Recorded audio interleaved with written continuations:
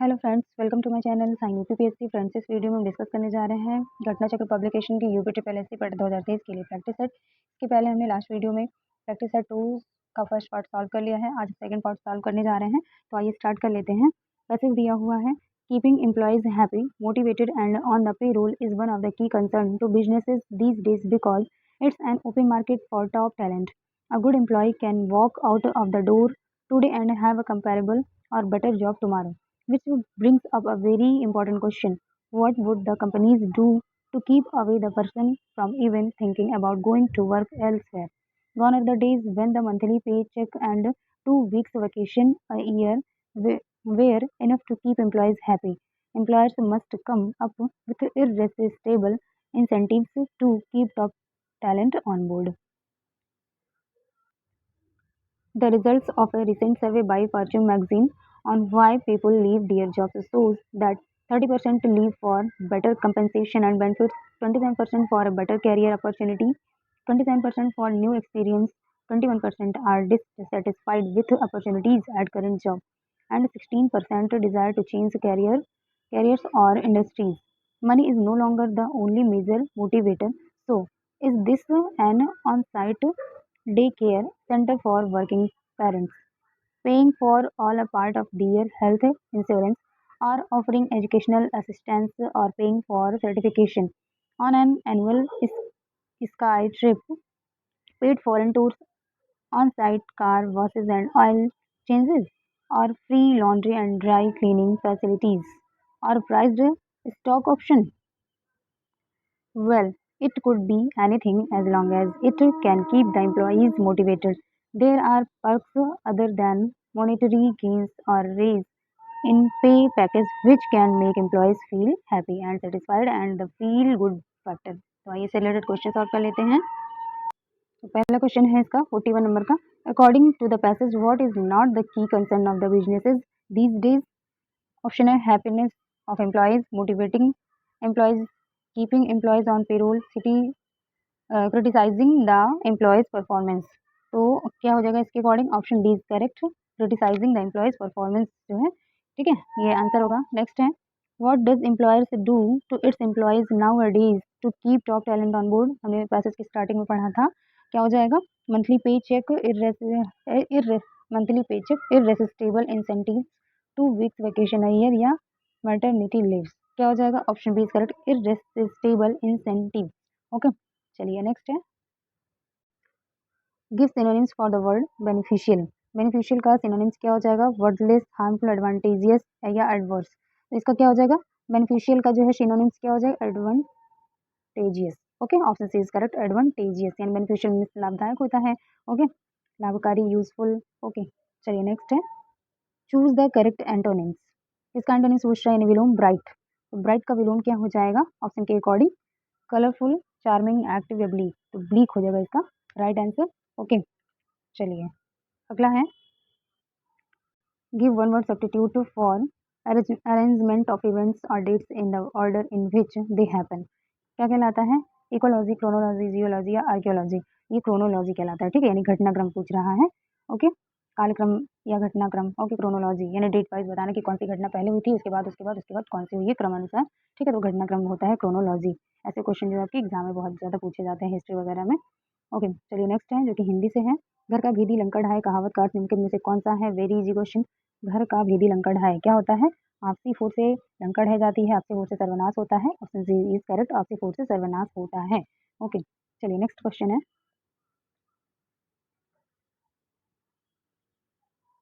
तिरस्कार। तिरस्कार का संधि विच्छेद बताना है। तिरस्कार का सही संधि विच्छेद क्या हो जाएगा? ऑप्शन बी इज करेक्ट, तिरह धन कार हो जाएगा। तिरस्कार यह विसर्ग संधि है। ओके, नेक्स्ट है, निम्नलिखित में से कौन सा विलोम जोड़ा सुमेलित नहीं है? सरल, जटिल, साकार, निराकार, साधारण, निराधार, साक्षर, अक्षर। तो साक्षर का निरक्षर होता है, ना कि अक्षर होता है। तो ऑप्शन डी जो है ये आपका सुमेलित नहीं है, यानी कि गलत है। ओके, चलिए अगला है, पक्षी का पर्यायवाची क्या होगा? तो पक्षी का पर्यायवाची क्या होता है? विहग होता है। ओके, नेक्स्ट है, क्वेश्चन नंबर 50 है, कृपण तथा कृपाण शब्दों के क्रमशः अर्थ क्या है? तो कृपण मीन्स क्या हो जाता है आपका? कंजूस हो जाता है, और कृपाण का मतलब होता है कटार। तो ऑप्शन बी इज करेक्ट, ठीक है, कृपण तथा कृपाण शब्दों के क्रमशः अर्थ क्या हो गया? कंजूस तथा कटार।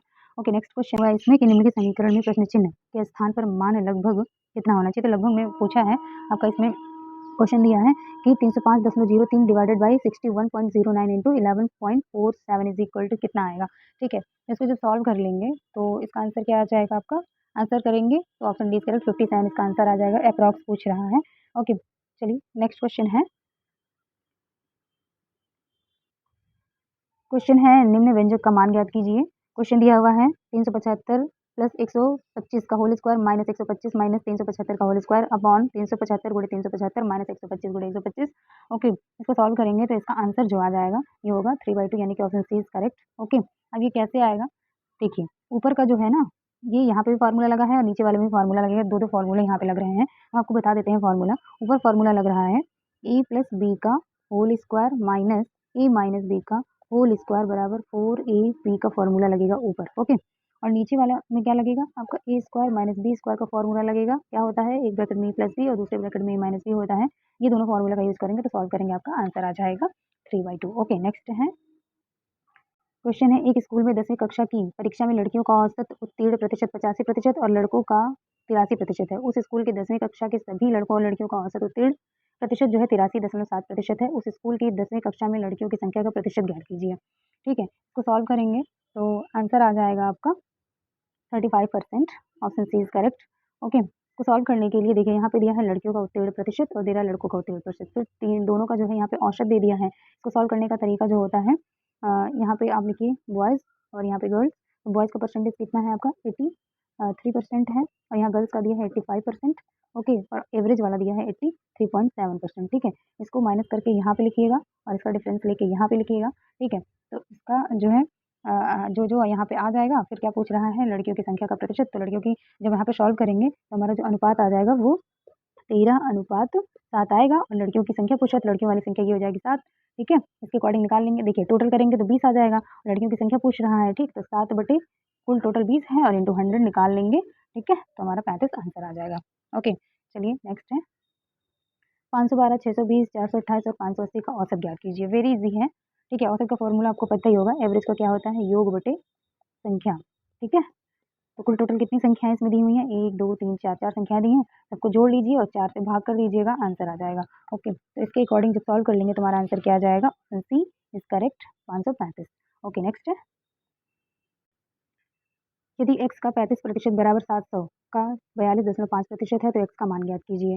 इसको सॉल्व करने के बाद जो है आंसर आ जाएगा हमारा 850। Option C is correct. तो सॉल्व कैसे करेंगे, वेरी इजी है। कह रहा है x का 35%, तो का माने क्या होता है, गुणा होता है। इसको ऐसे लिख लेंगे x का 35/100 और यहाँ क्या हो जाएगा इज इक्वल टू क्या दिया है 700 का 42.5/100। ठीक है, यहाँ 100 कैंसिल हो जाएगा। ठीक है, तो इसको सॉल्व कर लेंगे तो x की वैल्यू आ जाएगी हमारी 850। ठीक है, इजी है। नेक्स्ट क्वेश्चन दिया हुआ है रंजना ने एक महिला से कहा मेरे पिता आपके पुत्र पीयूष के दादा हैं, पीयूष का रंजना से क्या संबंध है। तो ये आपका ब्लड रिलेशन का क्वेश्चन आ गया है। ओके, तो इसका आंसर क्या आ जाएगा, पीयूष क्या पूछ रहा है यहाँ पे, पीयूष का रंजना से क्या संबंध है। तो पीयूष का रंजना से क्या संबंध है, क्या हो जाएगा, ये भतीजा होगा आंसर, जिसको सॉल्व कर लेंगे। इजी है, आप सॉल्व कर लीजिएगा, बहुत ईजी है। ठीक है, तो पीयूष जो है रंजना का क्या है, भतीजा है, सॉल्व करने के बाद। ओके, चलिए नेक्स्ट है 29 जून 2010 को सप्ताह का कौन सा दिन था। इसको भी सॉल्व कर लेंगे तो इसका आंसर आ जाएगा मंगलवार। Okay, option B is correct. इसमें लास्ट वीडियो में भी ये सेम पैटर्न पे क्वेश्चन पूछ रहा है बार बार। ओके, लास्ट प्रीवियस क्वेश्चन भी लगाए होंगे तो आपको सेम पैटर्न पे ही क्वेश्चन आया हुआ है सभी सेट में। ओके, हम इसको सॉल्व कर लिएगा अच्छे से, आप कर लेंगे।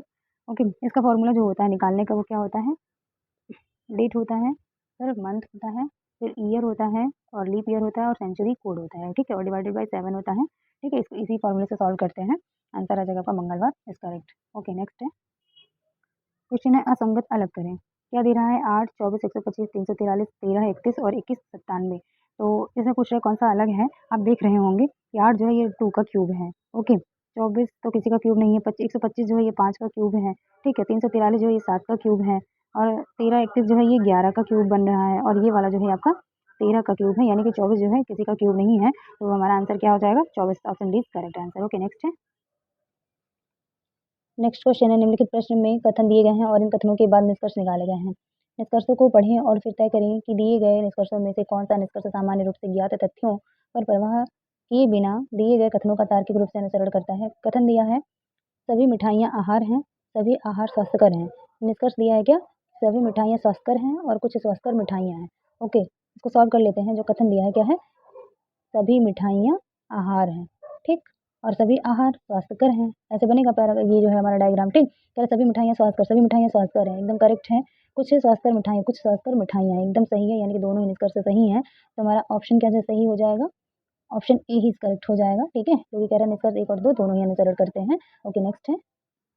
नेक्स्ट क्वेश्चन है, एक निश्चित कोड भाषा में म्यूजिक को LNTVAR THJBD लिखा जाता है और VIOLIN वायलिन को UWHJNPKMHJMO लिखा जाता है। उसी कोड भाषा में CHORD को कैसे लिखा जाएगा? ठीक है, तो यहाँ आप देख रहे होंगे क्या हो रहा है। देखिए, म्यूजिक यहाँ पे पहला अक्षर लेते हैं, अगर पहला लेटर जो है यम, देख रहे हैं यहाँ पे LN हो जा रहा है, यानी कि यम के पहले एक ले रहा है और एक बाद में, यानी LMN। ठीक, उसी तरह से यू के एक पहले और यू के बाद, यानी कि TUV। तो जो भी यहाँ पे आपके लेटर दिए हो, इसके एक पहले का और एक बाद का लेके इसको अलग कर रहा है, ठीक? इस तरह से बन रहा है ये, ठीक? तो उसी तरह से करेंगे तो इसका आंसर जो आ जाएगा हमारा क्या हो जाएगा?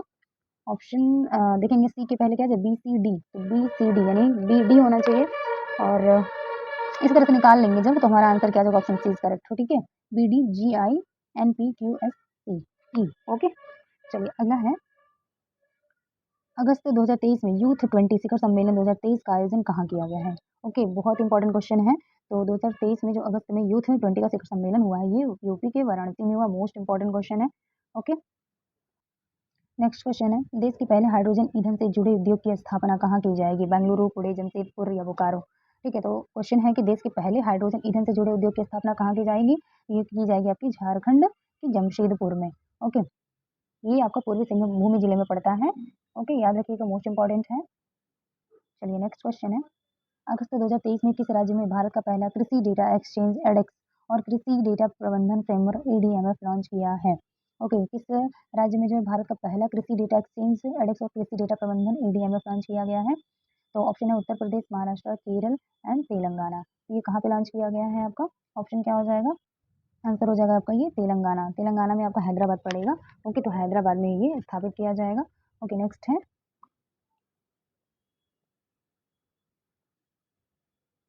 15 अगस्त 2023 को प्रसिद्ध सामाजिक कार्यकर्ता और सुलभ इंटरनेशनल के संस्थापक डॉक्टर बिंदेश्वर पाठक का निधन हो गया।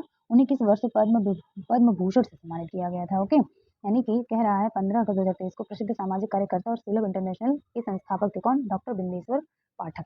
इनका निधन हो गया 15 अगस्त को। पूछ रहा है कि इनको जो है पद्म भूषण से कब सम्मानित किया गया था? ओके, तो इन्हें पद्म भूषण से कब सम्मानित किया गया था? 1991 में। ठीक है, याद रखिएगा, ऑप्शन बी करेक्ट, 1991 में इन्हें पद्म भूषण से सम्मान किया गया। ओके, नेक्स्ट है, जुलाई 2023 में कौन सा राज्य आधिकारिक तौर पर लंपी त्वचा रोग पॉजिटिव राज्य घोषित किया गया है? झारखंड, उड़ीसा, नागालैंड, छत्तीसगढ़। ये नागालैंड जो है ये लंपी त्वचा रोग पॉजिटिव राज्य घोषित किया गया है जुलाई में। और ये लंपी त्वचा रोग जो है इसे गांठदार जो है त्वचा रोग भी कहते हैं। ठीक है, अगला है, विश्व का सबसे बड़ा संग्रहालय कहाँ बनाया जाएगा? ऑप्शन है न्यूयॉर्क, पेरिस, नई दिल्ली, सेंट पीटर्सबर्ग। ओके, तो विश्व का सबसे बड़ा संग्रहालय कहाँ बनाया जाएगा? आंसर हो जाएगा न्यू दिल्ली, यानी कि नई दिल्ली। ओके, और इस संग्रहालय का जो नाम होगा वो क्या होगा? युगे युगीन भारत राष्ट्रीय संग्रहालय। ओके, विश्व का सबसे बड़ा संग्रहालय बनाया जाएगा नई दिल्ली में और इस संग्रहालय का नाम होगा युगे युगीन भारत राष्ट्रीय संग्रहालय। ओके, नेक्स्ट है, प्रतिष्ठित लोकमान्य तिलक राष्ट्रीय पुरस्कार 2023 किसे प्रदान किया गया है? योगी आदित्यनाथ, नरेंद्र मोदी, डॉक्टर के सिवन, डॉक्टर एस सोमनाथ। तो प्रतिष्ठित लोकमान्य तिलक राष्ट्रीय पुरस्कार 2023 से किसे सम्मानित किया गया? Option B correct, Narendra Modi ji को, हमारे जो कि प्रधानमंत्री हैं। ठीक है, उन्हें जो पुरस्कार है उनके शानदार नेतृत्व और लोगों में देशभक्ति की भावना जगाने के लिए दिया गया है। मोस्ट इंपॉर्टेंट क्वेश्चन है। ओके, नेक्स्ट है, अगला है, जुलाई 2023 में शुरू की गई मेरा गांव मेरी धरोहर परियोजना का मुख्य उद्देश्य भारत के कितने गांवों का सांस्कृतिक मानचित्रण करना है?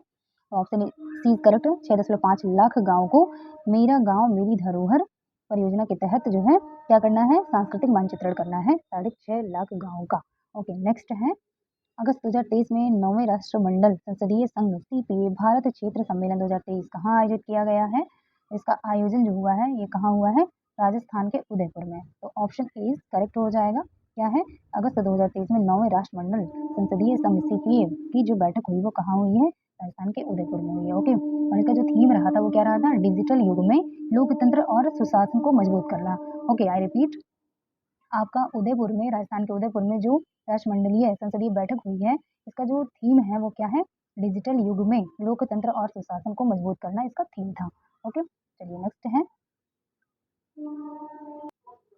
जून 2023 में किस राज्य के पुलिस विभाग द्वारा राज्य में अपराधियों और माफियाओं से निपटने हेतु ऑपरेशन कन्विक्शन नामक नई पहल शुरू की गई है? तो जून 2023 में कह रहा है किस राज्य के पुलिस विभाग द्वारा राज्य में अपराधियों और माफियाओं से निपटने हेतु ऑपरेशन कन्विक्शन नामक एक नई पहल शुरू की गई है। कौन सा राज्य? Option D correct, Uttar Pradesh government द्वारा शुरू किया गया है। ओके, चलिए इसमें क्या होगा कि जब आरोप पत्र दाखिल करेंगे तो 30 दिनों के भीतर आरोपी को सजा दी जाएगी। ठीक है, ये आपका ऑपरेशन कन्विक्शन। ओके, नेक्स्ट है। नेक्स्ट जो है ये पैराग्राफ है। क्वेश्चन नंबर 71 से 75 प्रश्नों के लिए क्या है, निम्नलिखित अनुच्छेद को पढ़कर उसके नीचे दिए गए प्रश्नों के उत्तर दीजिए। आइए पैराग्राफ रीड कर लेते हैं। पैराग्राफ दिया है, हमारे यहाँ के विद्वान पुनर्जागरण पर ही इतना अधिक ध्यान देते हैं कि यदि हम उसे पढ़ें तो अतीत के विषय में जानने की हमारी लालसा और बढ़ जाती है। हमें यह अनुभव कराया गया कि संपूर्ण भारत रामकृष्ण, विवेकानंद और दयानंद जैसे महापुरुषों की मंडली है। हमें यह भी अनुभव कराया गया कि औरतों की दशा बहुत अच्छी थी और जातीयता को प्राणघातक मान लिया गया था। इसके अलावा कुछ दूसरी चीजें भी उस दौरान घटित हुई जिसके बारे में हम बात नहीं करते। एक हिंदी भाषी प्रांत में दयानंद को जूतों की माला से स्वागत किया गया था। जब आर्य समाज और ब्रह्म समाज मौजूद था उसी समय सनातन धर्म सभा और भारत धर्म सभा भी स्थापित हुआ। दयानंद शास्त्रार्थ में हरा दिए गए।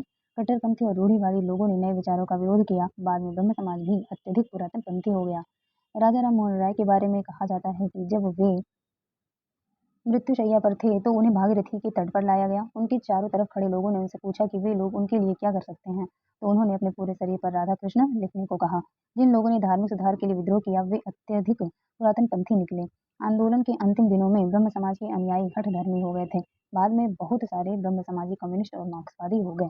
इससे रिलेटेड आइए क्वेश्चन सॉल्व कर लेते हैं। इससे रिलेटेड पहला क्वेश्चन दिया है कि एक अतीत के विषय में जानने की लालसा कब और बढ़ जाती है। ऑप्शन ए दिया है ब्रह्म समाज के विचारों को पढ़कर, आर्य समाजों के विचार को पढ़कर, विवेकानंद के विचारों को पढ़कर या भारतीय विद्वानों के पुनर्जागरण संबंधी विचारों को पढ़कर। ठीक है, तो पैराग्राफ के अकॉर्डिंग जो है हमारा आंसर क्या हो जाएगा? ऑप्शन डी इज करेक्ट, भारतीय विद्वानों की पुनर्जागरण संबंधी विचारों को पढ़कर जो है अतीत के विषय में जानने की लालसा और बढ़ जाती है। ओके, नेक्स्ट है, जूतों की माला से किसका स्वागत किया गया था? अभी हमने पैराग्राफ में पढ़ा था, जूतों की माला से किसका स्वागत किया गया था? तो आंसर हो जाएगा हमारा ए। ठीक है, दयानंद, स्वामी दयानंद का जो है जूतों की माला से स्वागत किया गया था। ओके, नेक्स्ट क्वेश्चन है, बाद में कौन सी संस्था अत्यधिक पुरातन पंथी हो गई थी? सनातन धर्म सभा, रामकृष्ण परमहंस मिशन और ब्रह्म समाज और भारत धर्म सभा। ओके, कौन सी जो है संस्था थी अत्यधिक पुरातन पंथी हो गई? तो ब्रह्म समाज जो है अत्यधिक पुरातन पंथी हो गया था। ओके, नेक्स्ट है क्वेश्चन नंबर 74, क्या कह रहा है? ब्रह्म समाज के संदर्भ में असत्य कथन है। कौन सा कथन असत्य है? ऑप्शन ए दिया है, बाद में बहुत सारे ब्रह्म समाजी मार्क्सवादी हो गए। ब्रह्म समाज की स्थापना दयानंद सरस्वती ने की थी, गलत है। बाद में ब्रह्म समाज भी अत्यधिक पुरातन पंथी हो गया। अंतिम दिनों में ब्रह्म समाज के अनुयायी हठधर्मी हो गए थे। कह रहे कौन सा असत्य है? ठीक है, तो ऑप्शन बी ही गलत हो जाएगा क्योंकि ब्रह्म समाज की स्थापना दयानंद सरस्वती ने नहीं की थी। इसकी ब्रह्म समाज की स्थापना जो है राजा राम मोहन राय ने की थी। बाकी सभी ऑप्शन क्या है? वो सही है। तो ऑप्शन बी इज करेक्ट, यानी कि इसके अकॉर्डिंग पूछा असत्य कौन है, तो बी जो है असत्य है क्योंकि जो है ब्रह्म समाज की स्थापना दयानंद सरस्वती ने नहीं बल्कि राजा राम मोहन राय द्वारा की गई थी। ओके, बाकी सभी ऑप्शन सही हैं। बाद में बहुत सारे ब्रह्म समाजी मार्क्सवादी हो गए। बाद में ब्रह्म समाज भी अत्यधिक पुरातन पंथी हो गया। अंतिम दिन ब्रह्म समाज के अन्य हठधर्मी हो गए थे। तो ये सभी जो है ये सही है। ठीक है, तो हमारा option B is correct. Okay, next है, बूंदों की मेल का क्या महत्व है? ऑप्शन ए है, पानी बन सकती है। बूंदों की मेल से सागर का निर्माण होता है। बूंदों की मेल से कुछ नहीं होता। बूंदों की मेल से घड़ा भर जाता है। देखिए, तो पैराग्राफ से रिलेटेड ही नहीं लग रहा है। ओके, बूंदों की मिल से क्या होता है? ऑब्वियसली आप कॉमन सेंस लगा के बता सकते हैं। Option B is correct. क्या हो जाता है? बूंदों की मिल से सागर का निर्माण होता है। ठीक है, चलिए अगला है, आइए नेक्स्ट पैराग्राफ पढ़ लेते हैं। क्वेश्चन नंबर 76 से आपका 80 तक का क्वेश्चन का आंसर देना है। पैराग्राफ दिया हुआ है, एकता के महत्व से संबंधित अनेक लोकोक्तियां प्रचलित हैं। यथा 10 की लाठी, एक का बोझ, अनेक अकेला चना भार नहीं फोड़ सकता इत्यादि। एक तिनके की क्या हस्ती, लेकिन जब वही तिनका संगठित होकर रस्सी बन जाता है तब इससे बलशाली हाथी भी बंध जाता है। एक ईंट की क्या विषाद, लेकिन जब यही ईंटें मिलकर दीवार बनाती हैं तब उसे तोड़ना मुश्किल हो जाता है। एक बूंद जल का क्या अस्तित्व, लेकिन जब इन्हीं बूंदों की मेल से सागर का निर्माण होता है तो उसे लांघना दुष्कर हो जाता है। इसी से रिलेटेड पैराग्राफ का क्वेश्चन था, मिस प्रिंटिंग हो गई है।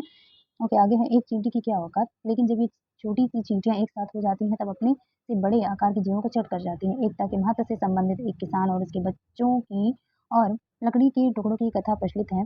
लकड़ी के टुकड़े जब अलग अलग रहते हैं तब बच्चों द्वारा वे आसानी से तोड़ दिए जाते हैं, परंतु वे ही टुकड़े जब संगठित होकर गट्ठर बन जाते हैं तब बच्चे तोड़ नहीं पाते। इन दृष्टांतों से स्पष्ट है कि एकता में ही बल है। तो आइए से रिलेटेड क्वेश्चन देख लेते हैं। क्वेश्चन है तिनके की क्या विशेषता है। तिनके की क्या विशेषता है। ऑप्शन ए है तिनका व्यर्थ का कचरा है, तिनका घास का काम करता है, जब तिनका संगठित होकर रस्सी बन जाता है तब इससे बलशाली हाथी भी बन जाता है। तो option C is correct. Okay, तिनके की क्या विशेषता है। जब तिनका संगठित होकर रस्सी बन जाता है तब इससे बलशाली हाथी भी बन जाता है। ओके, नेक्स्ट है बूदू की मील का क्या महत्व है। बूदू की मील का क्या महत्व है। बूदू की मील से जो है सागर का निर्माण हो जाता है। Option B is correct. Okay, next है नेक्स्ट क्वेश्चन है जब चींटियां एक साथ हो जाती हैं तो डैश वाक्य पूरा कीजिए। जब चींटियां एक साथ हो जाती हैं तो क्या होता है, अपने से बड़े आकार की चीजों को चट कर जाती है। Option B is correct. Okay, बहुत इजी है पैराग्राफ। ओके, नेक्स्ट है अकेला चना भाड़ नहीं फोड़ सकता है। लोकोक्ति का क्या अर्थ है। अकेला व्यक्ति कुछ नहीं कर सकता, अकेला व्यक्ति कुछ भी कर सकता, अकेला व्यक्ति भाड़ नहीं फोड़ सकता, अकेला चना कुछ नहीं कर सकता। ऑप्शन ए इज करेक्ट, अकेला व्यक्ति कुछ नहीं कर सकता। ओके, नेक्स्ट इस गद्यांश का उपयुक्त शीर्षक लिखिए। संगठन में शक्ति है, बूंद से सागर का बनना, अनेकता में एकता, जीवन की सच्चाई। तो क्वेश्चन नंबर 80 का आंसर क्या हो जाएगा। इतने सारे एग्जाम्पल दिए हुए लोकोक्ति और मुहावरे, तो क्या कह रहा है उपयुक्त गद्यांश का शीर्षक क्या होना चाहिए। संगठन में शक्ति होती है। ओके, तो आई होप फ्रेंड्स आपको क्लास बहुत अच्छी लगी होगी और आपके लिए बेनिफिशियल भी होगी। और मिलते हैं नेक्स्ट वीडियो में। अगर आपको वीडियो अच्छी लगी होगी तो please do like share and subscribe my channel. Thank you.